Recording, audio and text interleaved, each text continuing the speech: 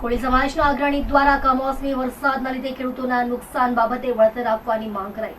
Surat collector કચેરી ખાતે આવેદનપત્ર આપીને રજૂઆત કરાઈ। આવેદનપત્રમાં જણાવ્યું કે અત્યાર સુધી અમારા વિસ્તારમાં કમોસમી વરસાદના કારણે ખેડૂતોના જીવન પર જે દુઃખદ આફત તૂટી પડી છે તે શબ્દોમાં વર્ણવી શકાતી નથી। ખેતરોમાં ડાંગરના ઉભેલા પાક પર જે પરિશ્રમના પરસેવાના ટીપા પડ્યા હતા તે બધું જ આ વરસાદે ધોઈ નાખ્યું છે।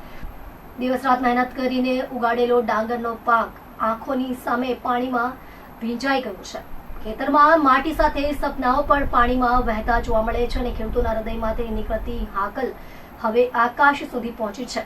નાના અને મધ્યમ ખેડૂતો આજે એક મુશ્કેલ દ્વાર પર ઊભા છે। એક તરફ કુટુંબની જવાબદારી, બીજી તરફ ખેત પેદાશની બરબાદી, કરજના ભાર હેઠળ ઘણા પરિવારો માનસિક તાણ અનુભવી રહ્યા છે।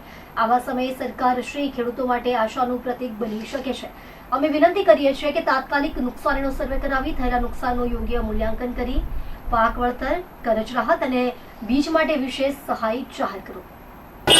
મારું નામ ઉમેશ પટેલ છે।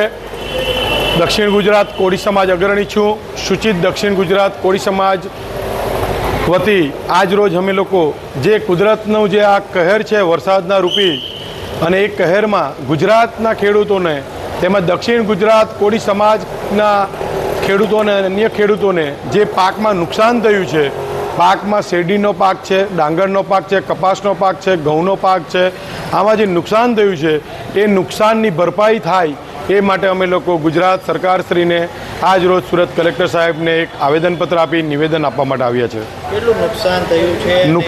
કયા કયા પાકને નુકસાન થયું? નુકસાન તો આજે કરોડો રૂપિયામાં થયું છે। શેરડીના પાકમાં, ઘેઉના પાકમાં, કપાસના પાકમાં, ડાંગરના પાકમાં, શાકભાજીના રૂપમાં।